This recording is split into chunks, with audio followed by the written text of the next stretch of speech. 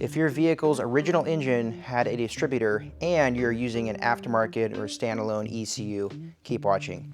If your vehicle was factory coils or you're trying to get this to work on a factory ECU, skip ahead to the timestamp and I will address those. So in this video, I'm going to show you guys how I got my cluster to work on my 94 4Runner. This 4Runner originally had the 3VZE engine. It's a pretty simple procedure, but I'm going to go over it, make it as simple as possible so you guys can get yours working. So first things first, I'm going to tear this out just so I can show you guys because I'm definitely a visual person.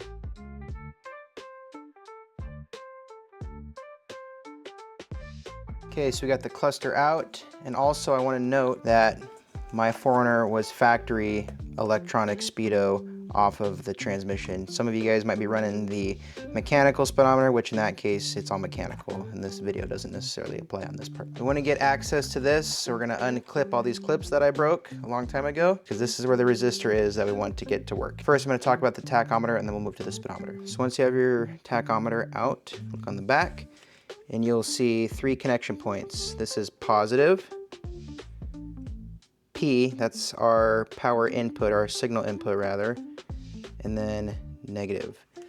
This is the one that actually we're going to take a wire from our computer and put to here. So this is the one that we're concerned about. So the reason the factory tachometer normally doesn't work in distributor vehicles when you're using an aftermarket computer is because the tachometer was designed to read coil negative signal, which is very strong. So the tach uses big resistors, like in this case 32,000 ohm resistors, to gate that down so it doesn't smoke the sensor. When you switch to a standalone ECU using, in my case, low side switching output, which means it just grounds itself, same concept, but just much weaker. And so that signal doesn't even get through to the tach unless you jump the resistor. So you can probably see in here, there used to be one right here. This is the jumper wire that I made, but you'll take your voltmeter, set it to ohms, and we're gonna look for the resistor near our input that has the highest resistance. So for example, let's get our P again right here.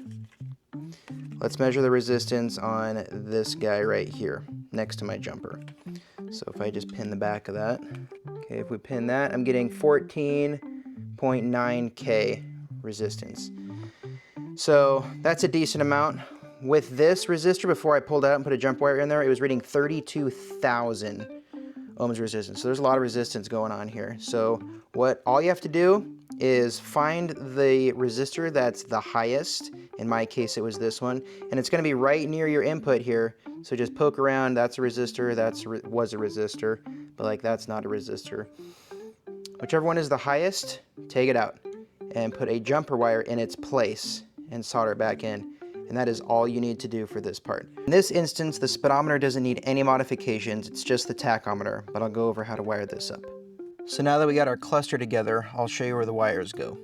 So again, I'm running ECU Master Classic. It has 6 auxiliary outputs for whatever you want to put, coolant fans, fuel pump, whatever. ECU Master Classic offers auxiliary 4 as the dedicated tach output because they include a 10K pull-up resistor. So all that you do after you make this mod is you take that wire, and again, it's gonna be different with Haltech and Link and Motec and other ones, I'm sure, but the idea is kind of the same.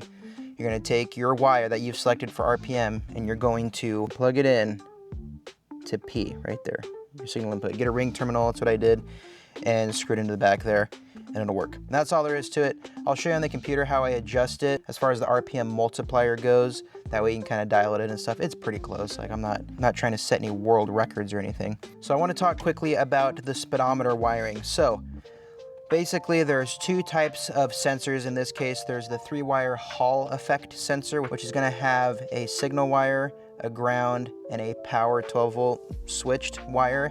That's what I'm running because I'm utilizing the drive shaft speed sensor off the back of my transmission, and it's a 3-wire sensor. So if you're running that, then you're going to take a signal wire to your vehicle speed sensor input.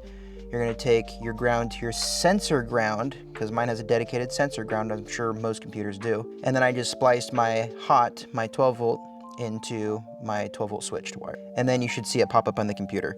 On the 2JZ Tacoma, it's running a VR sensor because we converted to a turbo 350 transmission, which is mechanical. So I'm using an ABS sensor off of the rear diff, which people use wheel speed sensors, whatever you use. If it's a VR sensor, variable reluctance, so it's basically a magnet, it doesn't use any power, so it's gonna have a signal wire and a sensor ground wire, and it's non-polarity specific. So pick one and run your signal wire to your vehicle speed sensor input on your computer, and run your ground to your sensor ground, and you'll see it show up that way. So I sheathed my 2 wires and ran them here. This is gonna be tach, speedometer. For my speedometer, it's the S for signal, to the ring terminal, and right back. It's that easy. Tachometer goes to the P terminal.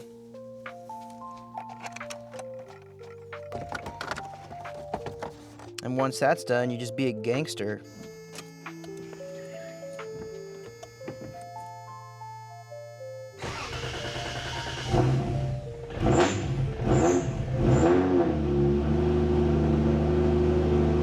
Again, this just kind of give you an idea of what to do once you get into your management software. So we got everything hooked up. We're gonna go down to outputs. We'll start with the tacho output. And you'll set it, in my case, auxiliary 4. And this RPM multiplier, I like to start at 3. I find right around 3, 3.2 or so is pretty close, and your tach should work. And that's all you have to do on this side of things. We'll click on our speedometer output. And again, this will also be an auxiliary output. I have mine set, I believe it's auxiliary 3. Vehicle speed multiplier, again, you'll have to play with it a little bit. I think mine's at 3 as well. And also, with your vehicle speed, go up to sensor setup, vehicle speed and gearbox. It'll open up this menu. Just make sure your speed source is sensor, if that's what you're using, unless you're using CAN wheel speed. Sensor type, mine would be a Hall sensor, because it's the 3-wire.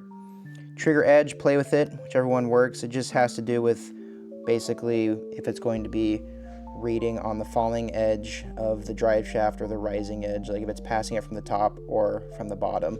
Play with the dividing. A way to verify that you're getting signal is go to log and click on vehicle speed sense and gears. And up in here, you will see some sort of value, your hertz, frequency, and miles per hour. It'll probably be all jacked up, but it'll at least show that you're getting a good signal so you know you wired it correctly. And that's it.